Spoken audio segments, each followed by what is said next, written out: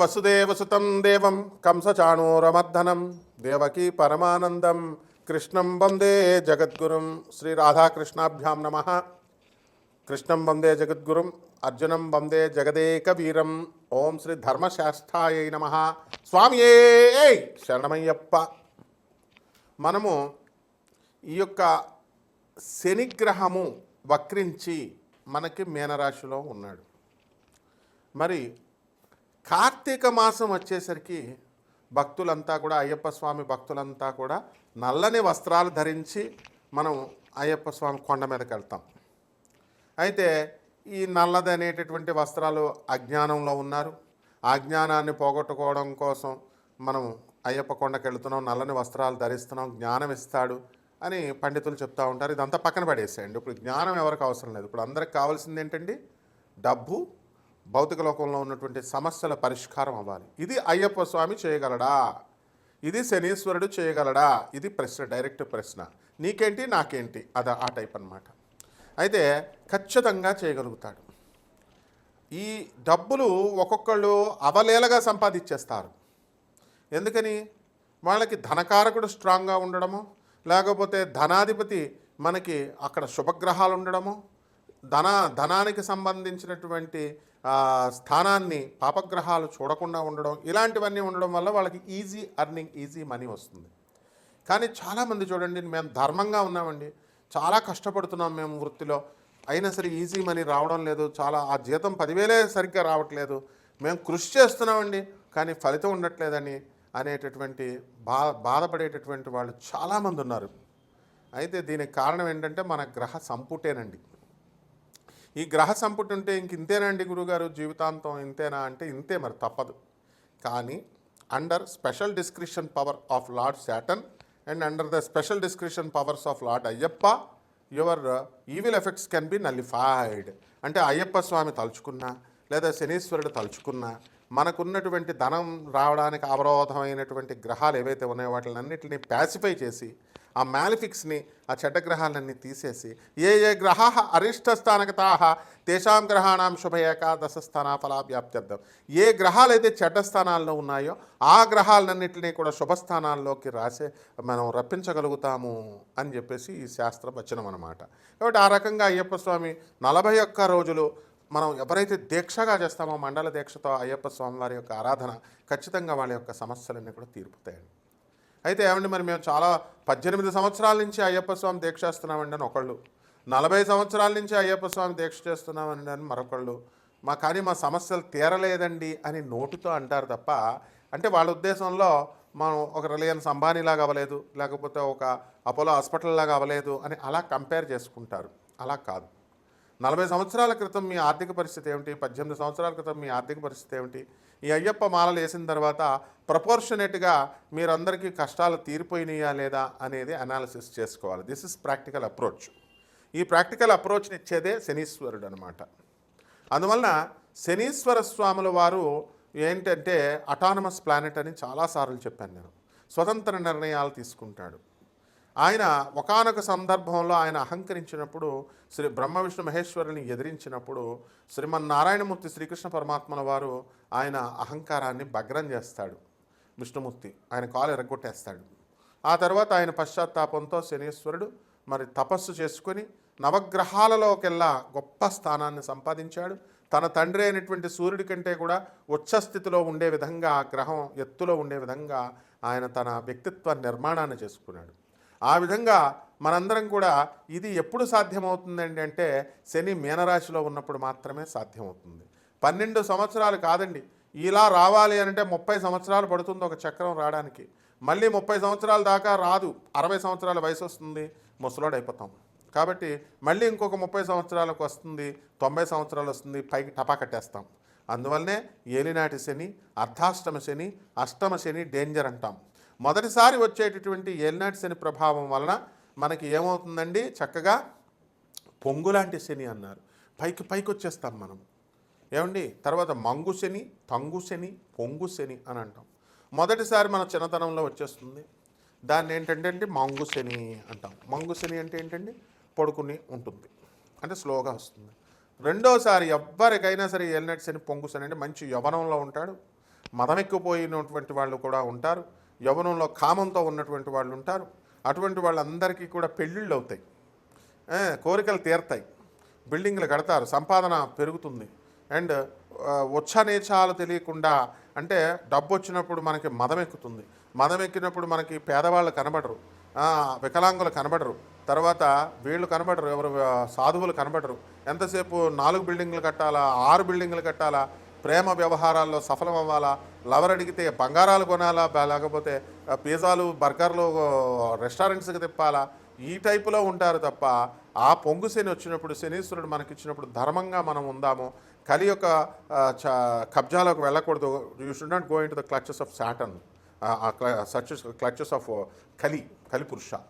అంతేగాని కృష్ణుడి పార్టీలో ఉండాలా అని ఎవ్వరూ అనుకోరు, ధర్మం వైపు ఉండాలని. అలాగే 3వ శని వచ్చేసరికి తంగు శని, అంటే ఏం చేస్తుందంటే పడుకోబెట్టేస్తుంది, చంపేస్తుంది మనల్ని. అందువల్ల తంగు, మంగు, పొంగు 3 ఉంటాయి. అలాగే అర్ధాష్టమ అష్టమ శనుల్లో మనకి లైఫ్కి డిసిప్లిన్ నేర్పిస్తుంది, కష్టాలను ఇస్తుంది. ఆ కష్టాలను ఇచ్చినప్పుడు మళ్ళీ 2వసారి 3వసారి మనం ప్రయత్నించాలనేటటువంటి దాన్ని నేర్పిస్తుంది. కాబట్టి ఈ యొక్క అయ్యప్ప స్వామి దీక్షల్లో ఎవరైతే 41 రోజులు మన కఠిన నియమాలతో ఉన్నప్పుడు సాధన చేసినప్పుడు తప్పకుండా వాళ్ళ ఆత్మవిశ్వాసం బాగుంటే వాళ్ళ కోరికలన్నీ కూడా తీరిపోతాయండి, అయ్యప్ప స్వామి తీర్చేస్తాడు. మీరు ఎందుకు చేస్తున్నారండి 41 రోజులు అసలు దీక్ష? సప్తాహ దీక్షతో పరీక్షిత్ మహారాజు శాపం వచ్చింది ఆయనకి. 7 రోజుల్లో ఆ సర్పరాజు అయినటువంటి తక్షకుడే నిన్నొచ్చి కాటు వేస్తాడని ఒక ఋషి కుమారుడు శాపం పెట్టిన తర్వాత అతను 47 రోజుల్లో మోక్షం వస్తుందా, అసలు జీవిత పరమార్థం తీరుతుందా అని చెప్పి జనమేజయుడిని, శుకుణ్ణి, వ్యాస మహర్షిని అందరినీ పిలిచినప్పుడు శుకబ్రహ్మ వచ్చి భాగవత సప్తాహం చేసినప్పుడు సప్తాహ దీక్షతో అతనికి మోక్షం వచ్చింది. అప్పుడు కూడా పరీక్షిత్ మహారాజు ఏమడుగుతాడంటే 7 రోజులు చేయాల్సిందేనా అండి, లేదా ఒక్క రోజులో ఎప్పుడైనా 7 రోజుల్లో మనకి మోక్షం వచ్చినటువంటి ఉదంతాలు చరిత్రలో ఉన్నాయా అని అడిగితే, పిచ్చోడా, ఒక్క క్షణంలో కూడా ఉందిరా భాగవతంలో, కృష్ణ అనేటువంటి నామాన్ని జపించితే ఒక్క నిమిషంలోనే మరుక్షణంలో కూడా మోక్షం పొందినటువంటి ఉదంతాలు ఉన్నాయి అని చెప్పేసి శుకబ్రహ్మల వారు భాగవత ప్రామాణికంగా తీసుకొని చూపించారు. కాబట్టి ఇంత అథారిటేటివ్గా చూపించారు, ఎంత అథెంటిక్గా చూపించారు. కాబట్టి మనము అయ్యప్ప స్వామి ధర్మశాస్త్ర, అంటే ధర్మాన్ని శాసిస్తాడు ఆయన. అందువలన ధర్మం వైపు నడుచుకున్నటువంటి వాళ్ళకి ఖచ్చితంగా ఆయన కోరికలు తీరుస్తాడు. శనీశ్వరుడు కూడా న్యాయ దేవత, ధర్మ దేవత. అందువలన వీళ్ళిద్దరికీ కూడా చాలా పోలికలు ఉంటాయన్నమాట. అందువలన మహిషము ఆయన ఏం చేశాడు, మనకి మహిషాసురుడిని చంపాడు. మహిషిని, ఆయన భార్య అయినటువంటి మహిషి అజ్ఞానాంధకారంలో ఉంటే ఏం చేస్తామండి మనం, ఎవరు చెప్పింది వినం. దొన్నపోత అవతారం అంటే ఏంటండి? దొన్నపోత అవతారం అంటే వాళ్ళు మూర్ఖత్వం వచ్చేస్తుంది. మానవుడు మృగంగా మారి ఎవరి తల్లిదండ్రులు చెప్పిన మాట వినకుండా, తల్లిదండ్రులకు తిండి పెట్టకుండా, చిన్నప్పుడు తల్లిదండ్రులు పాఠాలు బాగా చదువుకోరా అంటే స్కూల్కి వెళ్లకుండా, చదువుకోకుండా ఎదిరిస్తాడు. మధ్యలో ఉద్యోగం రాలేదని ఆ తర్వాత బాధపడుతూ ఉంటాడు. పెళ్ళం మాట వెండు, తాగొద్దురా చచ్చిపోతామంటే తాగుతాడు. ఆ తర్వాత స్నేహితులతో మంచిగా ఇచ్చేస్తాడు, ఎంజాయ్ చేస్తాడు. వార్ధక్యం కబలిస్తుంది, తర్వాత మనిషి చనిపోతాడు. పిల్లలకు పాపం ఆస్తులు సంపాదించలేదని వాళ్ళు తిట్టుకుంటారు. ఈ సంసార జంజాటం ఇలా జరుగుతూ ఉంటుంది కదా. ఇవన్నీ కూడా మూర్ఖత్వం. ఎందువల్ల చిన్నప్పుడు తల్లిదండ్రులు చెప్పినప్పుడు, చిన్నప్పుడు మేస్టారులు చెప్పినప్పుడు, గురువులు చెప్పినప్పుడు, పెద్ద అయిన తర్వాత ఆధ్యాత్మిక గురువులు, అంటే ఒక ఆధ్యాత్మిక గురువులు అంటే మీకు దొరికే ప్రతి ఒక్కళ్ళు కాదు నాయన. జగద్గురువులైనటువంటి ఆదిశంకరులు, వివేకానందుడు, ప్రభాత్ రంజన్ సర్కార్, ఆనందమూర్తి గారు, అలాగే పరమహంస యోగానందుల వారు, ఇటువంటి రమణ మహర్షి, ఇటువంటి మహానుభావులు చెప్పినటువంటి గురువులు చెప్పినటువంటి ఐడియాలజీని మీరు ఫాలో కాకుండా మీ ఇష్టానుసారంగా చేసుకుంటే అప్పుడు ఏమవుతుందండి, కష్టాలు అనేటటువంటివి వస్తాయి. కాబట్టి ఈ రకంగా మనము ఈ మహిషము అంటే అదే అర్థం, మూర్ఖత్వము అని అర్థం. ఆ మనలో ఉన్నటువంటి ఆ మూర్ఖత్వాన్ని, దీనంతటినీ కూడా తొలగించేది శనీశ్వర ఆరాధన, అలాగే అయ్యప్ప స్వామి ఆరాధన. 41 రోజుల పాటు మీరు అయ్యప్ప స్వామి దీక్ష చేయండి. మాల ఏమండి వేసుకోవడం కుదరడం లేదండి అని అంటే ఇంట్లో చేయండి, అయ్యప్ప స్వామి పూజ రెగ్యులర్ పూజ చేసుకోవచ్చు. ఆ విధంగా అప్పుడు ఉన్నటువంటి గ్రహ స్థితులను బట్టి కూడా మనం కనుక చూసుకున్నట్లయితే మనకి ఈ శుక్రుడు తులారాశిలోకి వచ్చాడు, బుధుడు వక్రించి నవంబర్ నెలాఖరికి మరి తులారాశిలోకి వచ్చాడు, శుక్రబుధులు ఇద్దరు కలిశారు. రవి నవంబర్ 15 వరకు రవి తులలో ఉండి ఆ తర్వాత వృశ్చిక రాశిలోకి వెళ్ళిపోవడం జరుగుతుంది. కుజుడు వృశ్చిక రాశిలోనే ఉంటాడు, అలాగే కేతువు సింహరాశిలో ఉన్నాడు. రాహువు మరి కుంభరాశిలో ఉన్నాడు, శని వక్రించి మనకి మీనరాశిలో ఉన్నాడు, కేతువు సింహరాశిలో ఉన్నాడు. ఈ రాశుల యొక్క గ్రహస్థితులన్నీ ఈ రాశుల్లో ఉండడం ద్వారా మనకి ద్వాదశ రాశుల వారికి ఏ ఏ ఫలితాలు ఇస్తారో మనం ఒక్కొక్క రాశి వారిగా మనం తెలుసుకునే ప్రయత్నం చేద్దాం. తప్పకుండా వాటి పరిహారాలు కూడా ఇంకా బాగా జరగాలంటే ఏమేమి పరిహారాలు చేయాలండి? అసలే కార్తీక మాసం, అయ్యప్ప స్వామి దీక్ష చేసుకోవాలా, శనీశ్వరుడు దీక్ష చేసుకోవాలా, వీళ్ళ యొక్క పూజలు చేసుకోవాలి. ఇంట్లో ఏ గుళ్ళకి గోపురాలకు వెళ్ళాల్సినటువంటి అవసరం లేదు. ఏ నియమాలు పాటిస్తే మనకు జరుగుతుందో ఈ వీడియోలో ఒక్కొక్క రాశి వారికి విడివిడిగా చూద్దాం. మీనరాశి. ఈ మీనరాశి వారికి అందరికీ కూడా ఏలినాటి శని జరుగుతుంది. ఈ ఏలినాటి శని సమయంలో మీరు ఏదైతే పని సాధించాలనుకుంటారో ఆ పనులన్నిటిలో కూడా రాణింపు మీకు వస్తుంది. కాస్త పనులు ఆలస్యంగా జరుగుతున్నప్పటికీ కూడా మీరు దాన్ని ముందుకు తీసుకెళ్ళగలుగుతారు పట్టుదలతో. న్యాయంగా ఎవరైతే తమ పనులను చేసుకుంటారో అటువంటి వాళ్ళందరికీ కూడా మీరు ఈ శనీశ్వర స్వామి వారి యొక్క ఆరాధన లేదా అయ్యప్ప మాలలు వేసుకొని ఉంటారు చాలామంది మీనరాశి వాళ్ళు. అటువంటి వాళ్ళందరికీ కూడా మీకు తెలియకుండానే మీకు మంచి లాభాలను తీసుకొస్తాడు. ఆర్థికంగా మీకు కొంచెం ఇంప్రూవ్మెంట్ అనేటటువంటిది వస్తుంది. ముఖ్యంగా చెడ్డవాళ్లతో స్నేహాన్ని కటింగ్ చేసేస్తాడు. మనం తెల్లవారితే మనకి మీనరాశి వాళ్ళకి చాలామంది పరిచయాలు అవుతారు. అందులో చెడ్డవాళ్ళు మంచివాళ్ళు ఎవరో తెలియదు. యూకే అంటారు, యుఎస్ఏ అంటారు, పెద్ద పెద్ద కబుర్లు చెప్తారు. నీలం సంజీవరెడ్డి మాకు తెలుసు, వాళ్ళ చుట్టాలు మేము, ఏదో సోది చెప్తారు. ఇటువంటి వాళ్ళు ఎవరైతే వచ్చారో అటువంటి వాళ్ళందరినీ కూడా దూరంగా పెట్టుకోవాలి. ఆ చెడ్డవాళ్ళని దూరంగా చేసే విషయంలో ఈ యొక్క గురుగ్రహం మీకు సహకరిస్తుంది. అలాగే శని పూజకు మీకు సహకరిస్తాడు. అలాగే ఈ యొక్క గురుగ్రహము మీకు మంచి స్థానాల్లోకి రావడం ద్వారా మీకేమవుతుందండి, కర్కాటక రాశిలోకి పంచమ స్థితిగతుడయ్యాడు. కాబట్టి ఉద్యోగాలలో ప్రమోషన్స్ రావడం జరిగింది. ట్రాన్స్ఫర్స్ కూడా మీకు అనుకూలమైనటువంటి చోట్లకి దొరుకుతాయి. అలాగే ఈ యొక్క రాశి వారికి అందరికీ కూడా మీరు అనుకున్న పనులు అనుకున్నట్లు జరుగుతాయి. ఈ యొక్క రాశి వారికి మనం ఎన్నో కొత్త కొత్త వ్యాపారాలు ప్రారంభించాలనేటటువంటి ఆసక్తి మీకు పెరిగిపోతుంది. అలాగే కొత్త కొత్త వ్యాపారాలు ప్రారంభిస్తారు, లాభాలని కూడా సాధిస్తారు. కొత్త కొత్త వ్యాపారాలంటూ కొత్త కొత్త ప్రపోజల్స్ మీ తండ్రి గారికి చెప్తుంటే ఆయన కూడా దడేలు అంటూ ఉంటుంది. అలాగే గతంలో మనకి ఉద్యోగం ఉంది, మరి ఇప్పుడు ప్రస్తుతం ఉంటుందా ఉండదా అనేటటువంటి బాధ మీకు అవసరం లేదు.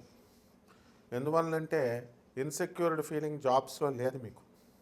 ఒకవేళ ప్రస్తుతం ఉన్నటువంటి ఉద్యోగం మానేసినప్పటికీ కూడా మీకు కొత్తగా మళ్ళీ వేరే కంపెనీలో ఇమీడియట్గా అదే ప్యాకేజీతో, ఇంకా అవసరమైతే ఎక్కువ ప్యాకేజీతో కూడా మీకు ఉద్యోగాలు రావడానికి అవకాశాలు ఉంటాయి. అలాగే సంతానం ఎవరికైతే లేదో ఈ రాశి వారికి, వాళ్ళకి సంతానం పుట్టడానికి అవకాశాలు ఉన్నాయి. కొత్త కొత్త వ్యాపారాలు, చిట్టీపాట్ల వ్యాపారాలు, స్వీట్ వ్యాపారాలు, షాప్స్, స్వీట్ షాపులు, ఫ్యాన్సీ స్టోర్సు, హాస్టల్స్, హోటల్స్, ఇలాంటివన్నీ కూడా పెట్టడానికి అవకాశాలు ఉంటాయి. రియల్ ఎస్టేట్ రంగంలో ఈ యొక్క వ్యాపారాలన్నీ కూడా ముందుకు తీసుకువెళతాయి. కాబట్టి ఎంతవరకు మనకి ఈ రాశి వారంతా కూడా మనం పెట్టుబడి పెడతామో అంతవరకు మాత్రమే, మీ ఓపిక ఉన్నంత మాత్రమే పెట్టుకొని వ్యాపారాలు చేయడం మంచిది. అలా కాకుండా ఇతరుల యొక్క సపోర్ట్ని తీసుకొని పార్ట్నర్షిప్ బేసిస్తో మీరు కనుక వ్యాపారాలు మొదలు పెడితే, ఇది ఏలినాటిసిన సమయం కాబట్టి అవి గొడవలు అవ్వడానికి అవకాశాలు ఉంటాయి, మనస్పర్ధలు రావడానికి అవకాశాలు ఉంటాయి. కాబట్టి మీ ఇంట్లో కొత్త కొత్త ఖరీదైనటువంటి కాస్ట్లీ గ్యాడ్జెట్స్ కొనుక్కోవడానికి అవకాశాలు ఉంటాయి. మీ పిల్లలు కానీ మీరు కానీ చేసినటువంటి అప్పులన్నీ కూడా తీర్చేయడానికి అవకాశాలు మీకు శనీశ్వరుడు ఇస్తాడు. ఈ శనీశ్వరుడి యొక్క సాధన ఎవరైతే అయ్యప్ప మాలలు వేశారో తెలియకుండా కూడా, ఇది ఏలినాటి సమయం అని తెలియకుండా కూడా వేసుకున్న వాళ్ళు ఉంటారు. వాళ్ళందరికీ ఈ 41 రోజులు మీరు సాధన చేస్తారు కదా, అది ఆ సాధన చాలా గొప్ప స్థితికి మిమ్మల్ని తీసుకువెళ్ళడం అనేటటువంటిది జరుగుతుంది. ఆ రకంగా ఈ యొక్క రాశి వారికి అందరికీ కూడా మీరు అనుకున్న పనిలో అనుకున్నట్లు సాధించగలిగేటటువంటి ఆత్మస్థైర్యాన్ని మీకు ఇస్తుంది. కొత్త బంగారము కొంటారు. అలాగే నూతన వస్త్రాలంకరణ, కొత్త కొత్త వస్త్రాలు కొనడము, ఇవన్నీ కూడా మీకు జరుగుతాయి. కాబట్టి ఈ ఏలినాటి శని సమయంలో మీకు చెడ్డవాళ్లతో స్నేహాలు అనేటటువంటి వాటిని ఈ యొక్క అయ్యప్ప స్వామి ఆరాధన, అలాగే శనీశ్వర స్వామి వారి యొక్క ఆరాధన వాళ్ళని కటింగ్ చేసేయడానికి మీకు ఉపయోగపడుతుంది. ఇక టెక్నీషియన్స్గా కెమెరామెన్స్, యాంకర్లు, తర్వాత జర్నలిస్టులు, అలా మీడియా రంగంలో ఉన్నటువంటి అన్ని వర్గాల వారు, సినిమా రంగంలో ప్రొడక్షన్ వింగ్ దగ్గర నుంచి మార్కెటింగ్ వింగ్ దగ్గర నుంచి మొత్తం టెక్నికల్ స్టాఫ్ అందరూ కూడా ఎదగడానికి అవకాశాలు ఈ రాశిలో వారికి ఉన్నాయి. ఈ రాశి వారందరూ కూడా కొత్త కొత్త నూతనమైనటువంటి ప్రయత్నాలతో, నూతనమైనటువంటి ఆలోచనలతో వీరు ముందుకు వెళ్ళడం అనేటటువంటివి జరుగుతాయి. ఇంకా బాగా ఉండడం కోసం పరిహారాలు ఏం చేసుకోవాలంటే, ఈ యొక్క ఏలినాటి శని కాబట్టి శని జపం చేసుకోండి, శని స్తోత్రాలు చదవండి, శనికి కిలోంపావు నల్ల నువ్వుల్ని, నల్లని వస్త్రాన్ని ఇచ్చి పేద బ్రాహ్మణులకి శనివారం నాడు ఉదయం 8 గంటలకి దానం చేసుకోండి. అలాగే దశమహావిద్యల్లో ఒకటైనటువంటి మహాకాళి అమ్మవారి యొక్క హోమాన్ని మీ ఇళ్లలో జరిపించుకోవడం ద్వారా బ్రహ్మాండంగా ఉంటుంది. అలాగే శనీశ్వర జప అనుష్ఠానము, అలాగే దత్తాత్రేయ స్వామి వారి యొక్క అనుష్ఠానము, మంత్రజపము, అలాగే గురుచరిత్ర చదవడం ద్వారా బ్రహ్మాండంగా ఈ రాశి వారికి సమయంలో ఉంటుంది. శుభమస్తు.